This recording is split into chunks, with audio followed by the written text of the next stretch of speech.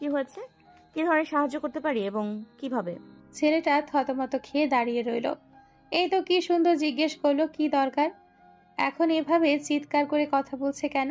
ঢোক গিল ছেলেটা, হাত দিয়ে শহীদ মিনারের দিকে দেখালো। নুসরাত দেখলো গতকালের ছেলেটা দাঁড়িয়ে আছে, আর কিছু জিজ্ঞেস না করে একা একা দাপুটে ভঙ্গিতে এগিয়ে গেল। ছেলেটা বিড়বিড় করলো, মেয়েদের গলা এরকম কর্কশ আর ফাটা হয় জানা ছিল না। মনে হচ্ছে তোমাদের উপর প্রচুর অত্যাচার করে এরা। ভাই আমাদের বাড়ির মেয়েদের গলা ফাটা বাস। মাইক ছাড়া পুরো দুনিয়ার মানুষ এদের গলা শুনতে পাবে, আর চিৎকার করলে তো রুহু কেঁপে উঠবে। আমাদের উপর প্রচুর অত্যাচার করে ভাই এরা। আমাদের বাড়িতে নারী নির্যাতন নয়, পুরুষ নির্যাতন হয়। গমগমে স্বরে নুসরাত জিজ্ঞেস করলো, নাম কি তোমার? আর কেন পছন্দ হলো আমাকে? নুসরাতের কাঠখোট্টা প্রশ্ন। ছেলের সাথে কথা বলতে গেলে নাকি মেয়েরা কাঁপে, এখানে দেখি তার উল্টো হচ্ছে, ছেলেটা কাঁপছে, ভয়ে মনে হচ্ছে কান্নাই করে দিবে। জি, আবির রোজান আমার নাম। আপনাকে পছন্দ করার বিশেষ কোনো কারণ নেই। আপনাকে দেখলে আমার মন ভরে যায়, তাই আপনাকে আমার পছন্দ। কিন্তু তুমি জানো কি, আমি তোমাকে রিজেক্ট করব। আর কাপাকাপি বন্ধ কর। আমি বাঘ ভাল্লুক না, তোমাকে খেয়ে ফেলবো। ছেলেটার চোখ পানিতে টলমল করে উঠল। নুসরাত ছেলেটার চোখের দিকে তাকালো। চোখাচোখি হতেই আবির নিজের চোখ নিচে নামিয়ে নিল। সে তাকাতে পারে না মেয়েটার চোখের দিকে, কিছু একটা আছে এই মেয়ের চোখে। ভবিষ্যতে কিছু হতে পারে। না, কান্না বন্ধ কর। আমি তোমাকে রিজেক্ট করতাম না, তোমাকে একটা চান্স দিতাম। আমার তোমার কথা বলার স্টাইল পছন্দ হয়েছে, আর ভয়েসটা পুরাই উফ। কিন্তু আমার একটা সমস্যা আছে, এজন্য হবে না। আমি কি জিজ্ঞেস করতে পারি জিনিসটা কি? আচ্ছা বলি তোমাকে, আসলে আমি আমার কাজিনকে বিয়ে করতে চাই। কাজিন বলতে চাচাতো ভাইকে, কিন্তু এখানে সমস্যা, শালা চাচাতো ভাই বড়টাকে আমার বিশেষ পছন্দ না। দ্বিতীয়টা এক্সট্রোভার্ট আমার মতে, তাই এটা ও না। ছোটটা ইন্ট্রোভার্ট, এইটারেও আমার বিশেষ পছন্দ না। আর হেতিও আমাকে বিশেষ পছন্দ করে না, কিন্তু এইটারেই আমি বিয়ে করবো। আর না করতে পারলে কি করবে? ছেলেটা তো তোমাকে পছন্দ করে না, আর তুমিও। তারপরও ওকে কেন বিয়ে করতে চাও? ভাই, বেনিফিট বুঝতে হবে। আর করতে না পারলে উঠিয়ে নিয়ে বিয়ে করব। ডাইরেক্টলি বললে কিডন্যাপ করে বিয়ে করে নেব। আবির ভ্রুকুচকে তাকিয়ে থাকে। কিসের বেনিফিট কাজিন বিয়েতে? সে বুঝতে পারছে না। একে তো আরাশ আমাকে পছন্দ করে না, তার মধ্যে একে বিয়ে করে নিলে সারাদিন ওর সামনে ঘুরঘুর করতে পারবো। এর থেকে শান্তির আর কি হতে পারে?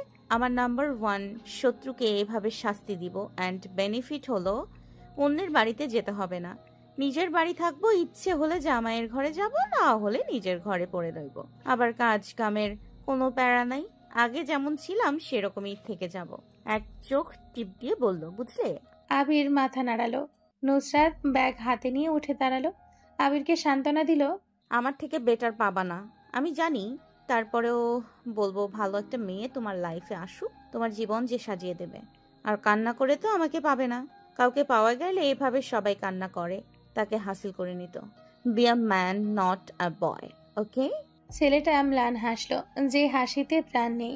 নুসরাত পিঠে চাপড় মারার জন্য হাত তুলেও গুটিয়ে নিল। হালকা হেসে ইরহামের দিকে চলে গেল। চল বাসায় চলে যাই, আজ আর ক্লাস করতে ইচ্ছা করছে না। রাতের খাবার খেতে বসেছেন সবাই। নুসরাত রাতে খায় না সচরাচর, আজ খেতে দেখে ইরহাম কিছুক্ষণ পিঞ্চ মারল। মেহরুন্নিসা গলা পরিষ্কার করে নিলেন, খাবার টেবিলে চোখ ঘোরালেন। আহান আর আরিশা ছাড়া সবাই আছে। ডাইনিং টেবিলে আসার জন্য মেহরুন্নিসা ডাক দিলেন রোহিণী আর ঝর্ণাকে। সবাই বুঝলো বিশেষ কিছু বলবেন, তাই সবাইকে ডেকে জমায়েত করছেন মেহরুন্নিসা। কয়দিন বাসো মার, হঠাৎ কইরা একদিন মইরা যামু, তার আগে আমি আমার নাতিটার বিয়া দেইখা মরবার চাই। সবাই খাবার রেখে নড়ে চড়ে বসলেন। খাবার খাওয়া থামিয়ে মেহরুন্নিসার দিকে তাকালেন। জাইন একবার তাকিয়ে চোখ নামিয়ে নিল।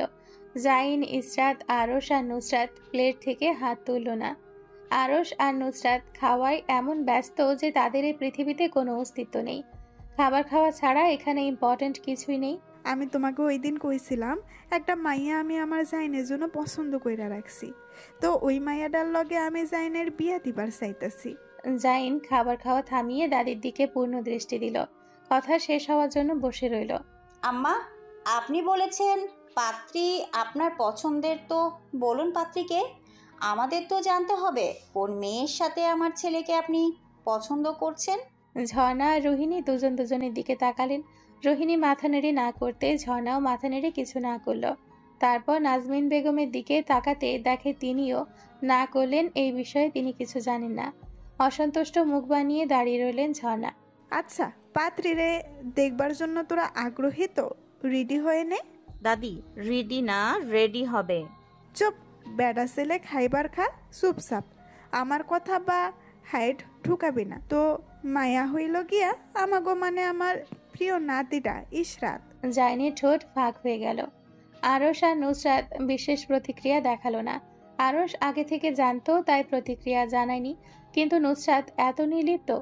ইসরাতের খাবার মুখের সামনে নেওয়া হাত ওইভাবে ওখানেই স্টপ হয়ে গেল। নাসির সাহেব কেসে উঠলেন। হেলাল সাহেব হাঁ করে স্ত্রীর দিকে তাকিয়ে আছেন। ওনার স্ত্রীও সেম প্রতিক্রিয়া। একমাত্র ইরহাম চিৎকার করে নিজের উচ্ছ্বাস প্রকাশ করলো। দাদি, ও দাদি, এইটা তুমি কি বললা? আমি কি ভুল শুনতাছি? ইসরাতের হাত থেকে ভাত পড়ে গেল প্লেটের ওপর টপাটপ করে। দাদি এরকম বোম মেরে এত হাসি খুশি কিভাবে আছেন? আম্মা, এটা তুমি কি বললে? জাইনের সাথে ইসরাতের আমার ভাবতেই শিরশির করছে। হেলাল, তুমি আমার আব্বা হইতে যাইও না। তুমি আমার পোলা আর আমি তোমার আম্মা, তো আমি তোমার থাইকা ভালা বুঝি। হেলাল সাহেব চুপ হয়ে গেছেন। ইসরাত আশা করেছিল কেউ তো কিছু বলবে, কেউ কিছু না বলেও নুসরাত বলবে। এ তো খাবার খাওয়াই ব্যস্ত। মা, আপনি কি বলছেন? আমার জাইনের জন্য আপনি ইসরাতকে ঠিক করেছেন? এটা কোনো কথা হলো? ওরা তো ভাই বোন, একসঙ্গে বড় হয়েছে, এসব কিভাবে সম্ভব? যেইভাবে সম্ভব ওইভাবেই। আর কিসের ভাই বোন ওরা? ওরা কোনোদিন কইছে ওরা ভাই বোন? দাদি, আপনি এটা কোনো কথা বললেন? আর আপনি আমার পারমিশন ছাড়া আমার বিয়ে ঠিক করে নিলেন, আর আমাকে জানানোর প্রয়োজন বোধ করলেন না, জানতে চাইলেন না আমি রাজি কিনা। এত সুন্দর একটা মাইয়া রাজি না হইবার কি আছে? আমি তো একবারে বলিনি। আপনাকে দাদি, আমি বিয়ে করতে চাই। বলতে হবে কে? তুমি প্রাপ্তবয়স্ক হয়েছো, তোমার বিয়া দেওয়া আমার দায়িত্ব। 2 দিন পর আমি মইরা গেলে কে বিয়া দিব তোমারে? আমি কিন্তু বিয়ে করব না দাদি। এই জীবন যতদিন আছে আমি নিঃসঙ্গ কাটিয়ে দিতে পারবো। আমার কোনো বিয়ের প্রয়োজন নেই। জাইন আরেকটা বোম মেরে চলে গেল। মেহরুন্নিসা রাগে হিস হিস করলেন। এই বাড়িতে আমার কোনো মূল্য নাই। আমি এই বাড়ি থেকে চইলা যাবো। এই বাড়িতে থাকুম না। বুইড়া হইয়া গেছি বইলা কেউ আমার কথাখানা পাত্তাই দিতেছে না। বাইসে থাকলে কি লাভ?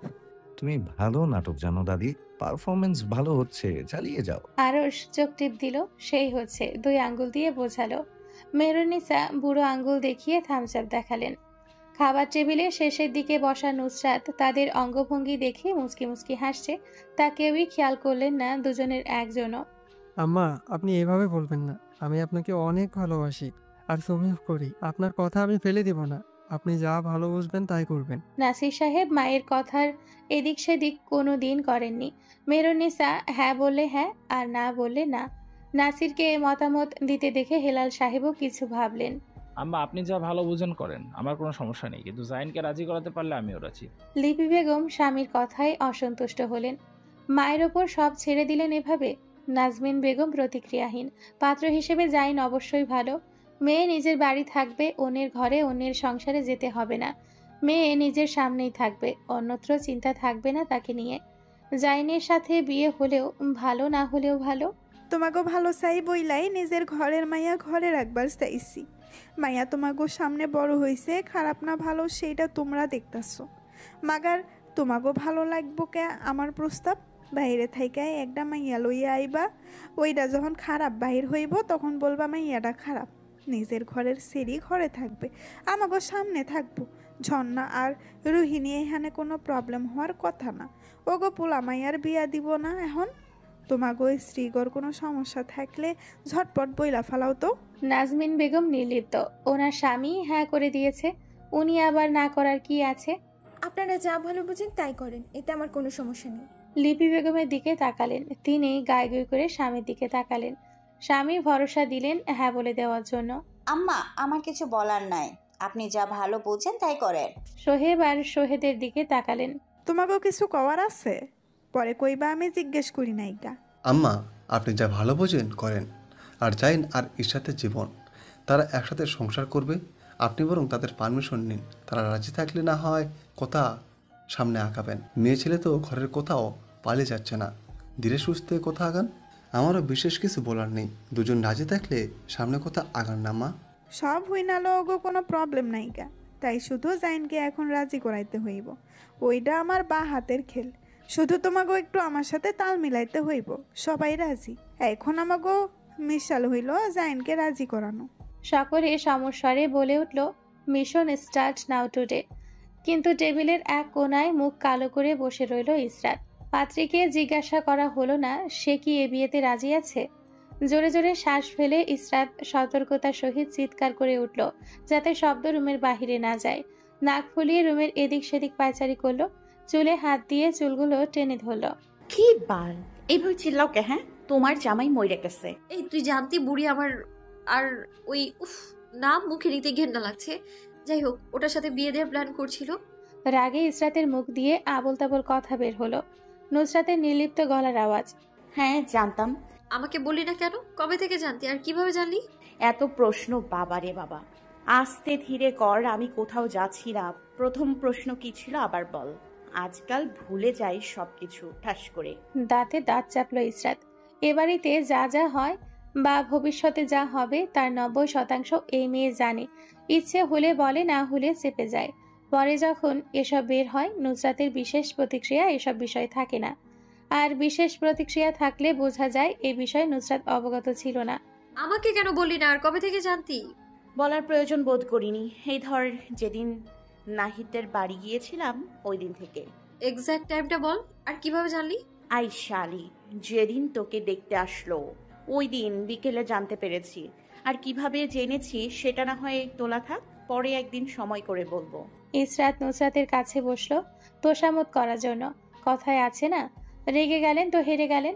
ইসরাতও রাগ গিলে এসে বিছানায় নুসরাতের গা ঘেঁষে বসলো, হাত দিয়ে পিঠে হাত বুলিয়ে দিল। নুসরাত ভ্রু কুঁচকে নিল, আবার কি ভেবে ঠোঁট বাঁকিয়ে হেসে উঠল। এভাবে তোষামত চুকচুকের শব্দ করলো মুখ দিয়ে। ব্যাপারটা কি শালি, ঝেড়ে কাশো তো বাবু। এত আপ্যায়ন মানা যাইতেছে না যে। ইসরাত হালকা করে পিঠে হাত বুলিয়ে দিল, হাত সরালো না। নুসরাত 2-3 বার হাত সরিয়ে দিল। ইসরাত আবার হাত দিয়ে পিঠ, মাথা, কপাল, চুল বুলিয়ে দিতে লাগলো। কি হয়েছে চার্লি? আজ তোর ব্যাপারটা ঠিক বুঝতে পারছি না। এবার বলে ফেল, বল কি বলবি। প্লিজ বোন, তোর দুইটা ঠ্যাঙে ধরি, বিয়েটা ভেঙে দে। এর আগে তো অনেকগুলো ভাঙিয়েছিলি, এবার এটাও ভাঙিয়ে দে। আমার সোনার রূপা তামা ময়না, প্লিজ ভেঙে দে না। ভেঙে দেয়া যায় কিন্তু কি? নুসরাত বুড়ো আঙ্গুল আর তর্জনী আঙ্গুল একত্রে করে মানি দেখালো। আচ্ছা, যত লাগবে তত দেবো, প্লিজ ভেঙে দে বোন আমার। আমি তোকে রেস্টুরেন্টে নিয়ে পার্টি দেবো। আচ্ছা টাকা দে, তারপর বলছি কি করতে হবে। ইসরাত 500 টাকা নুসরাতের হাতে দিল। নুসরাত হেসে উঠল কিরকম করে। জাইন ভাইয়া এই বিয়েতে রাজি হবে না, দেখে নিস। এত চিন্তা কিসের ব্রো, এনজয় অ্যান্ড চিল। আর ভাববি বিয়ে ভেঙে গেছে, কোনো প্রবলেম নেই, নাথিং এলস। সত্যি বলছিস? তাহলে টাকা নিলি কেন? তোর তো কোনো কষ্ট করতে হবে না, ওইটা নিজেই বিয়ে ভেঙে দিবি। দে টাকা দে আমার।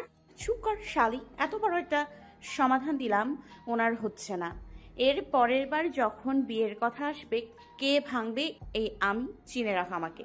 আপনি কে? আমাকে চিনে রাখতে হবে? আপনাকে আমার বিশেষ কেউ তো লাগছে না। আমি নাছির উদ্দিনের দ্বিমাত্র কন্যা সৈয়দা নুসরাত জান্নাত, ইশরাত জান্নাতের একমাত্র বোন, ইরহাম জেনের একমাত্র এবং দ্বিমাত্র বোন, মানুষের বিয়ে ভাঙার ওস্তাদ নুসরাত। এইবার চিনে রাখবেন তো? হ্যাঁ বোন, হ্যাঁ। এবার ঘুমা, 14 গোষ্ঠী হিস্ট্রি বলতে বলিনি আমি। সত্যি রাজি হবে না তো? সত্যি মানে কি? 100% সত্যি নয়। আমি জানি না, রাজি হয়ে গেলে বুড়ি ভং ধরবে আর জাইন ভাই রাজি হয়ে যাবে। আমি এটা একদম 10% নিশ্চিত। এই বিষয়ে মোটেও নিশ্চিত না। এবার তোকে বিয়ের লাড্ডু খেতেই হবে রে বোন। বুড়ি হাত পা ধুয়ে মাঠে নেমেছে, আমি কিছু জানি না। নুসরাত বিড়বিড় করে বলল। প্রথম অংশটা জোরে বললেও শেষে আস্তে ধীরে বলল, যাতে ইসরাত শুনতে না পায়। মিস ডায়ানাকে আরশ ডেকে পাঠালো ওনাকে ফাইল একটা বুঝিয়ে দেওয়ার জন্য। May I come in sir? Yeah sir, how can I help you? আপনি কি এভাবে ছাড়া অন্যভাবে কথা বলতে পারেন না? কি রকম অদ্ভুত শোনায় আমার কাছে। স্যার, আমি এভাবেই কথা বলি। অদ্ভুত শোনাবে কেন স্যার? আপনার কি পছন্দ হয় না আমার কথা? এসব ছাড়ুন ডায়না, যে প্রয়োজনে আপনাকে ডাকলাম তা নিয়ে কথা বলি। Sure sir. মিস রুবার কাছে গিয়ে বলবেন একটা ফাইল গতকাল ওনাকে দেয়া হয়েছে, ওটা নিয়ে আসার জন্য। Okay sir. আরশ চোখ তুলে তাকালো না ডায়নার দিকে। ল্যাপটপে এক ধ্যানে হাত চালিয়ে যাচ্ছে। কাজ করে করে কথা বলল ডায়নার সাথে। ল্যাপটপ থেকে চোখ তুলে সামনে তাকানোর সময় নেই আরশের। প্রচুর কাজ জমে আছে। ডায়না ভেঙচি কেটে আরশের কেবিন থেকে বের হয়ে গেল। ডায়না রুবার কাছে গেল ফাইলটা নেওয়ার জন্য। রুবার সিটের আশেপাশে অনেকেই ছিল। ডায়না টাইট ফিট জামা কাপড় পরার জন্য ওনার কোমর দৃশ্যমান, শরীরের ভাঁজ কাপড়ের ওপর দিয়ে ভেসে উঠেছে। রুবার দিকে ঝুঁকে ফাইল নিলেন যখন ডায়না, তখন কিছুটা ক্লিভেজ দেখা গেল। ফাইল দিতে গিয়ে রুবার চোখ পুরুষ কর্মচারীদের ওপর পড়তেই গা শিরশির করে উঠল। কয়েকজন নতুন যোগ দেওয়া কর্মচারী ডায়নাকে চোখ দিয়ে গিলে খাচ্ছে। যে কাপড় এরূপ পরিধান করেছে তার বিন্দুমাত্র লজ্জা লাগছে না। রুবার লজ্জা লাগলো ডায়নার অশ্লীল পোশাক দেখে। এসব কি পরে এই মেয়ে? এর কি বিন্দু মাত্র লজ্জা লাগে না? কত মানুষের শরীর এভাবে গিলে খায়। জং ধরা ফ্যানের গটগট শব্দ, ফ্যানের গটগট শব্দে মাথা ব্যথা শুরু হয়ে যায়। তার মধ্যে এই কাঠফাটা রোদ। অর্গানিক রসায়নের ক্লাস করাচ্ছেন প্রফেসর আনোয়ার। ক্লাসের ভেতর বসে গরমে ছটফট করছে ছাত্রীরা। এর মধ্যে প্রফেসর আনোয়ারের বকবকের শব্দে কানে ভু ভু করছে। প্রফেসর আনোয়ার ছাত্রছাত্রীদের দিকে একবার তাকালেন। দু একজন ছাড়া সবাই বিরক্ত হয়ে বসে আছে ক্লাসে। বয়স 33 পার হয়েছে প্রফেসর আনোয়ারের। গলাস্বর যথেষ্ট ভারী ও গম্ভীর। এই ডিপার্টমেন্টের সব থেকে গম্ভীর ও রসকসহীন স্যার আনোয়ার। যারা ক্লাস করতে চাচ্ছেন না, বিরক্ত হচ্ছেন আমার ক্লাসে, আপনারা বের হয়ে যেতে পারেন। প্রফেসর আনোয়ারের বলতে দেরি হলো। ক্লাস থেকে মাছির মতো ছাত্রছাত্রীরা বের হতে দেরি হলো না। প্রফেসর আনোয়ার স্টুডেন্টদের চলে যাওয়ার দিকে তাকিয়ে রইলেন। ওই দিক থেকে চোখ ফিরিয়ে এনে ক্লাসে বসে থাকা 9 জন স্টুডেন্টের দিকে তাকালেন। আপনারা বসে আছেন কেন? আপনারাও চলে যেতেন। এত কষ্ট করে আমার ক্লাস করার আপনাদের প্রয়োজন নেই। যখন বড় বড় ডিম নিয়ে বাসায় যাবেন তখন আপনাদের বাসার থেকে অভিযোগ নিয়ে আসবে কি ক্লাস করিয়েছি। আপনারা কেন বড় বড় ডিম পেয়েছেন? সৌরভী চিরবির করে উঠল। নুসরাতকে কিছু ভয়ঙ্কর গালি দিল সৌরভী। নুসরাতের বাচ্চা, বলছিলাম না চলে চলে যাই। দেখ মা এখন বালটা কিভাবে জ্ঞান দিচ্ছে। শালা বাইত লুলু করে চিৎকার করছে। ও বাবা গো, ও মা গো, শালারে কি করতে ইচ্ছে করছে। বালটা মুখ বন্ধ কর। শালা দেখ কিভাবে আমাদের দিকে তাকিয়ে আছে, মনে হচ্ছে ওখান থেকে কাঁচা চিবিয়ে খেয়ে ফেলবে। তোমাদের মতো খারাপ ব্যাচ আমি আর একটাও দেখিনি। ওই দেখো এত কথা বলছি, ওখানে বসে বেয়াদবের মতো কথা বলছে। নুসরাতের ভুল টাইমে হাসি ওঠার ব্যামো আছে। হি হি করে হেসে উঠল। ঠোঁট দিয়ে ঠোঁট চেপে হাসি থামিয়ে স্যারের দিকে তাকালো। তখন সাদিয়ার অট্টহাসি শব্দ শোনা গেল। নুসরাত আর সৌরভী বিভ্রান্ত হয়ে তাকালো সাদিয়ার দিকে। সাদিয়া হাসি থামানোর চেষ্টা করেও আহা হা হিহি করে হেসে ওঠে। নুসরাত আর সৌরভীও ব্যাগের দিকে মুখ দিয়ে হেসে উঠল। প্রফেসর আনোয়ারের মুখের দিকে তাকিয়ে হাসি বন্ধ হয়ে গেল সাদিয়ার। লোকটা দাঁত কটমট করে সাদিয়ার দিকে তাকিয়ে আছে। সাদিয়া লোকটার কটমট চাহনি দেখে হে হে করে হেসে উঠল। দেখো দেখো কি রকম অসভ্যের মতো হাসছে। বেয়াদব, দাঁত ভেতরে ঢোকাও। খুব হাসি আসছে। দেখবো 5th সেমিস্টারে কি করো। এই কি নাম তোমার? তোমার নাম বলো। পকেট থেকে ছোট আকারের নোটবুক বের করতে জিজ্ঞেস করলেন প্রফেসর আনোয়ার। চোখে চশমা, আটা, বোকাশোকা ধরনের মেয়েটা বলল, কে? ওই কালো ড্রেস পরিহিত মেয়েটার নাম বলুন। আমার ডায়েরিতে ওনার নাম তুলবো। দেখবো 5th সেমিস্টারের কত মার্ক পান। সাদিয়াকে উদ্দেশ্য করে প্রফেসর আনোয়ার বললেন, আপনি এখন আমার চোখে পড়ে গেছেন। এখন থেকে সব সময় আমার নজর আপনার উপরে থাকবে। দেখবেন কিভাবে আমরা অনলি ওয়ান পিস। এই পৃথিবীতে আমাদের ছাড়া দ্বিতীয় কোনো পিসের জন্মই হয়নি। অভদ্র ব্যাজ, ভদ্রতার লেশ মাত্র নেই তোমাদের মধ্যে।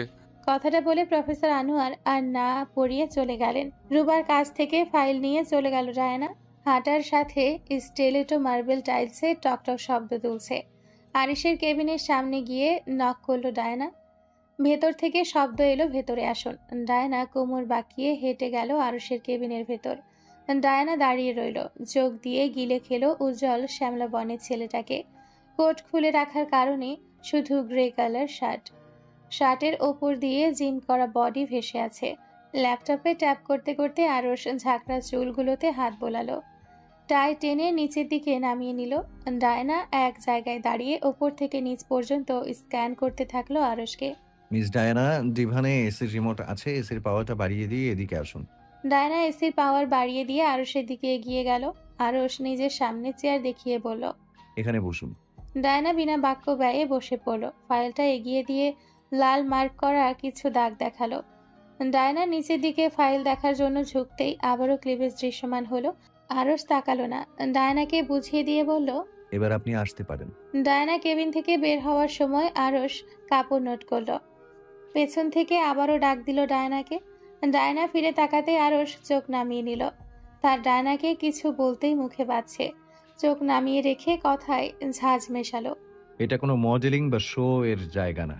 এখানে আপনি নিজের শরীর দৃশ্যমান করে আসছেন। এখানে আরো অনেকে কাজ করে, আমি নোটিস করেছি তারা তো এরূপ পোশাক পরিধান করে না। আপনি নিজের শরীর ঢেকে রাখতে না পারলে আমার কোম্পানিতে আসার কোনো প্রয়োজন নেই। যে কাজের জায়গায় এই সকল ড্রেস পরিধান করে তাকে আমি কি বলবো, বলার ভাষা হারিয়ে ফেলেছি। দয়া করে আপনি আপনি আজ যান। এই সকল কাপড় চেঞ্জ করতে পারলে আগামীকাল থেকে আসবেন, না হলে আসার দরকার নেই। It's my first and last warning. Campus দিয়ে হেঁটে যেতে যেতে সৌরভী কথা তুলল। স্যার তোকে তার নজরে রাখছে, মানে এই বুড়ো বয়সে স্যারের সামথিং সামথিং ফিলিং হচ্ছে সাদিয়াকে দেখে। বুড়ো বয়সে প্রফেসর আনোয়ারের প্রেমে পড়ার ভীমরতি হয়েছে। আমি মরছি আমার জ্বালায়, আর তুই আছিস সামথিং সামথিং নিয়ে। আমাকে ব্যাডের খাতায় মার্ক করে নিয়ে চলে গিয়েছে। এখন আমার কি হবে? কোনো রকম টেনে টুনে পাশ করি, তার মধ্যে স্যার এখন আমার পেপার A to Z অক্ষর ভাই অক্ষর আমার খাতা দেখবে। ওসব বাদ দে, তুই ওই সময় হাসলি কেন? বোন বলিস না, প্রফেসর আনোয়ার যখন কথা বলছিলেন আমার বলতেই হাসি আসছে। স্যারের ওপরের পাটি সামনের দাঁত খুলে ঝুলে পড়েছিল। তুই আর সৌরভে কথা বলাইছিলি, আর আমি স্যারের দাঁত ঝুলে পড়া দেখে প্রথমবার হেসেছিলাম, পরের বার আবার সেটা মনে করে হেসেছিলাম। আমার স্যারের ওই সময়ের কথা মনে হলেই হা হা হি হি করে হাসতে ইচ্ছে করে। এই দেখ বোন, হাসতে হাসতে আমার পেট ব্যথা হয়ে গিয়েছে। সৌরভী আর নুসরাত দুজন দুজনের দিকে তাকিয়ে অট্ট হাসিতে ফেটে পড়ল। মেঘাচ্ছন্ন আকাশ। মেহেরুন্নিসা পায়চারি করছিলেন বাগানে। কিভাবে জাইনকে রাজি করানো যায়, মনে মনে ফোন দিয়ে আটলেন কিভাবে বিয়ে দিবেন, কি করলে খচ্চর ছেলেটা রাজি হবে। পায়চারি করতে করতে হঠাৎ দেখলেন জাইন এদিকেই আসছে। মেহেরুন্নিসা হাঁটাহাঁটি বাদ দিয়ে চুপচাপ দাঁড়িয়ে রইলেন লাঠিতে ভর দিয়ে। দাদি কি করছেন? মেহেরুন্নিসা কথার উত্তর না দিয়ে চোখ ধীরে ধীরে বুজে নিলেন। হাত থেকে লাঠি ফসকে পড়ে গেল। লাঠিবিহীন মেহেরুন্নিসা পড়ে যেতে গেলেন। জাইন দৌড়ে এসে মেহেরুন্নিসাকে চেপে ধরল নিজের শরীরের সাথে। মুখে হালকা চাপড় দিয়ে ডাকলো জাইন। দাদি শুনতে পাচ্ছেন? হ্যালো দাদি, ও দাদি, কি হয়েছে আপনার? মেহেরুন্নিসার সারা শব্দ পাওয়া গেল না। জাইন কোলে তুলে নিল মেহেরুন্নিসাকে। কোলে করে নিয়ে গিয়ে মেহেরুন্নিসার রুমে শোয়ালো। মা, ও মা, দেখো দাদির কি হয়েছে, বাগানে অচেতা মাথা করে পড়ে গিয়েছে। নুসরাত, রোহিণী আর ইরহাম দৌড়ে আসলো। ছোট আম্মু, আম্মু কোথায়? থতমত খেলেন রোহিণী। কিছু বলতে গিয়ে কথা পাল্টে নিলেন। ডাক্তারের কাছে গিয়েছে, এসে যাবে। শরীর খারাপ করেছে। বিশেষ কিছু না। আমার কি হয়েছে জানি না, হয়তো দেখলাম চোখ বুজে ফেলেছেন, তারপর আমার উপর পুরো ভর ফেলে দিলেন। মনে হয় অজ্ঞান হয়ে গিয়েছে। পানি ছিটালে জ্ঞান ফিরবে, আপনি একটু দেখুন ছোট আম্মু। বেড সাইড টেবিল থেকে পানি নিয়ে জাইন মেহেরুন্নিসাকে ছিটালো। মেহেরুন্নিসার প্রতিক্রিয়া পাওয়া গেল না। আমি ডাক্তারকে কল করছি, আপনারা ততক্ষণ চেষ্টা করুন জ্ঞান ফেরানোর। জাইন চলে যেতে নুসরাত এক লাফে বিছানায় উঠে গেল। মেহেরুন্নিসার কানের কাছে গিয়ে বলল, ভালো অভিনয় শিখেছো বুড়ি। জাইনকে জব্দ করতে তুমি একই পথ বেছে নিলে। মেহেরুন্নিসা উঠে বসলেন। আশপাশ তাকিয়ে সতর্ক গলায় বললেন, চিন্তা করতেছে সেই রকম কর, নইলে জাইন বিশ্বাস করব না। আর ডাক্তার জাইনের কাছে আইসার আগে সব বুঝাইয়া বইলা দিস। জাইনের বুটির শব্দে মেহেরুন্নিসা আবারও আগের মতো চিত হয়ে শুয়ে পড়লেন। নুসরাত ফিসফিস করে বলল, এত চোখের পাতা নাড়ালে হয় বুড়ি? অভিনয় ঠিকভাবে করতে পারছো না তুমি। এইভাবে তো ফেল করবা। সুন্দর করে অভিনয় করো, চোখের পাতা যেন না নড়ে, তাহলে তো বুঝে ফেলবে। জাইনের চোখ মুখ শক্ত, গম্ভীর মানুষ, অতিরিক্ত শান্ত, ঝড় আসার পূর্বাভাস। দাদি, নাটক বন্ধ করুন। আমি দেখেছি আপনি ঠিক আছেন। একটু আগে নুসরাতের সাথে কথা বলছিলেন, আমাকে দেখে আবার শুয়ে পড়লেন। মেহেরুন্নিসা নাক ফুলিয়ে বালিশে ভর দিয়ে উঠে বসলেন। নুসরাতের দিকে তাকিয়ে ভেঙচি কাটলেন। ইরহাম হু হু করে হেসে উঠল। রোহিণী মুখ চেপে হেসে দিলেন। খুব হাসি আইতাছে, হাইসালো। হাইসা আমার ঘর থেকে বিদায় হও। আমার সহ্য হইতাছে না তোমাগো জন্য আমি ধরা পড়ে গেলাম। যাও, বিদায় হও। রোহিণী বের হলে রোহিণীদের পেছন পেছন জাইন বের হতে যাবে। মেহেরুন্নিসা ডেকে উঠলেন। জাইন আবার মেহেরুন্নিসার কাছে ফিরে গেল। মেহেরুন্নিসা কিছুটা সরে গিয়ে বিছানায় হাত দিয়ে বসার জন্য ইশারা করলেন। জাইন বসলো। জাইনের পিঠে হাত বুলিয়ে দিলেন মেহেরুন্নিসা। তুই আমারে একটুও ভালোবাসিস না। কে বলেছে দাদি? কেন কেউ বলতে হইব? আমি বুঝবার পারি। জাইন কথা বলল না। মেহরুন্নিসা ছাদের দিকে এক দৃষ্টিতে তাকিয়ে থাকলেন। কি মনে করে এবার কথা তুললেন। তোর দাদার সাথে আমার বিয়া।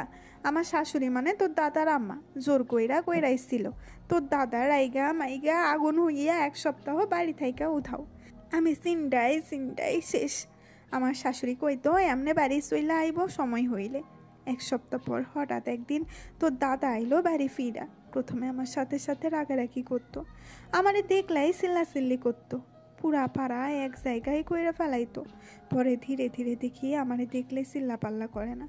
এরপরে তোর বাপের জন্ম হইল, তারপর ইশরাতের বাপের, এইভাবে সবগুলো জন্ম হইল। আমার শাশুড়ি আরেক পোলা আসিল, হেডি ভেঙ্গাতো তোর দাদারে, বলতো কি কইছিলা দা ভাই তুমি আর করলা কি। মেহরুন্নিসা অট্ট হাসিতে ফেটে পড়লেন। আগের দিনগুলো কত সুন্দর ছিল, এখনো ওনার চোখে ভাসে। দেখতে দেখতে কত বছর কেটে গেল স্বামী ছাড়া। হঠাৎ এই কথা আমাকে কেন বললেন দাদি? তোর জন্ম হওয়ার পর আমি কি পরিমাণ খুশি হয়েছিলাম তোরে কইয়া বুঝাইতে পারতাম না। আমার মাইয়া সন্তান বেশি পছন্দ না। যখন ইশরাতের জন্ম হইল দাই আইয়া কইল মাইয়া হইছে, আমার ইচ্ছা কইতাছিল না দেখবার। নাসির আইয়া আমারে লইয়া গেল তার ঘরে। আমি যাইবার চাইছিলাম না, পোলা রাগ করবো এই জন্য গেলাম। যখন আমি ইশরাতটার মুখ দেখলাম, মুখটা দেখা কি এক শান্তি লাগছে জানে, তোর কইবা বুঝাইবার পারুম না। এই বাড়ির ওই বাড়ির মানুষ যখন ইশরাতরে দেখতে আনলো আর বলতো পুরা আমার মতো দেখতে, বড় হইয়া আমার থেকে বেশি সুন্দর হইব, পরান্ডা জুইরা যাইতো। এখন মনে করিস না তোরে আমি ভালোবাসি না, তোরে আমি ভালোবাসি, এইটা সত্যি কথা, কিন্তু তোর থেকে আমি বেশি ভালোবাসি ইশরাতরে। এত কথা আমাকে কেন বলছেন দাদি? আর ওইসব জেনে আমি কি করব? মেহরুন্নিসা কথার উত্তর দিলেন না। এতক্ষণে জাইনের পিঠে হাত বোলানো হাত থেমে গিয়েছে। বিয়া কইরা নে জাইন, রাজি হইয়া যা, দেখবি ঠকবি না তুই। দাদি সম্ভব না, আমি আপনাকে আগেই বলছি, এখনো বলছি সম্ভব না। জাইন মেহরুন্নিসা আর কোনো কথা না শুনে রুম থেকে বের হয়ে গেল। মেহরুন্নিসা করুণ দৃষ্টিতে তাকিয়ে রইলেন জাইনের যাওয়ার পথে। রাতের বেলা লিপি বেগম সন্ধ্যার দিকে মেহরুন্নিসার পাশে কতক্ষণ বসেছিলেন। মেহরুন্নিসা আজ চুপচাপ। যখন লিপি বেগম জিজ্ঞেস করলেন শরীর খারাপ করেছে কিনা, তিনি চুপ ছিলেন। অন্যদিনে কথা বলে নিজের গল্পের আসর রমরমা করে ফেলেন, আজ আর কথা বললেন না। মেহরুন্নিসা রাতের খাবার কোনোদিন নিজের রুমে বসে খান, আবার কোনোদিন টেবিলে বসে সবার সাথে খাবার খান। রাতের খাবার দিতে গেলেন নাজমিন বেগম। মেহরুন্নিসাকে অসময় শুয়ে থাকতে দেখে ডাক দিলেন। ডাক দেওয়ার পর মেহরুন্নিসা নড়চড় না দেখে ঘাবড়ে গেলেন কিছুটা। পাশে বসে শরীরে ধাক্কা দিলেন, মা বলে ডাক দিলেন। মেহরুন্নিসার কোনো প্রতিক্রিয়া না দেখে চিৎকার করে স্বামীকে ডাক দিলেন। বড় ভাবি, ঝর্ণা, রুহিণী, দেখে যাও, আমার কোনো সারা শব্দ পাওয়া যাচ্ছে না। নাজমিন বেগমের গলা শুকিয়ে কাঠ, মুখ দিয়ে কথা বের হচ্ছে না। বাড়ির সবাই এসে জটলা বাঁধল মেহরুন্নিসার ঘরে। আরশ ডাক্তারকে কল দিল যত দ্রুত সম্ভব আসার জন্য। জাইন কাছে বসে পালস চেক করলো। ইতিমধ্যে বাড়ির মহিলারা কান্না করা শুরু করেছেন। হেলাল সাহেব ওনার স্ত্রীকে ধমক দিয়ে মুখ বন্ধ করালেন। ঝর্ণা বালতিতে করে পানি নিয়ে আসলেন, মাথায় চোখে মুখে পানি ছিটিয়ে দিলেন। মেহরুন্নিসার জ্ঞান ফিরল। তিনি নিভু নিভু চোখ খুলে তাকালেন সবার দিকে, উঠে বসার চেষ্টা করলেন। নাসির মায়ের পাশে বসে চুলে হাত বুলিয়ে দিলেন। ডাক্তার আসলো 15 মিনিট পর। মেহরুন্নিসাকে চেক আপ করে বললেন, অতিরিক্ত চিন্তার ফলে প্রেশার হাই হয়ে গেছে, ওনার শরীর দুর্বল, প্রেশার হাই হওয়ার জন্য শরীর সহ্য করতে পারেনি, তাই উনি বেহুশ হয়ে গেছে। ওনাকে চিন্তা থেকে রিলিফ রাখার চেষ্টা করুন, আর কোনো বিষয় নিয়ে যেন মাথায় চাপ না আনেন সেদিকে খেয়াল রাখবেন। ডাক্তার কিছু ওষুধ দিয়ে চলে গেল। যাওয়ার আগে বারবার বলে গেল চিন্তামুক্ত রাখার জন্য। আম্মা, আপনাকে এত চিন্তা করার কথা কে বলেছে? আপনার যদি কিছু হয়ে যায় আমাদের কি হবে? আমার আবার কি হইব? আমি মইরা গেলে কার কি? আম্মা আজ বলেছেন, অন্য কোনো দিন এসব কথা মুখেও আনবেন না। আমি মইরা গেলে তোমরা আদায় পাইবা, আমি তো তোমা করে ডিস্টার্ব করতেছি। আম্মা, এসব তোমাকে কে বলেছে? খারাপ কথা মুখে আনবেন না, আনলে আমার থেকে খারাপ কেউ হবে না। আপনার কোন কথা আমরা শুনি না?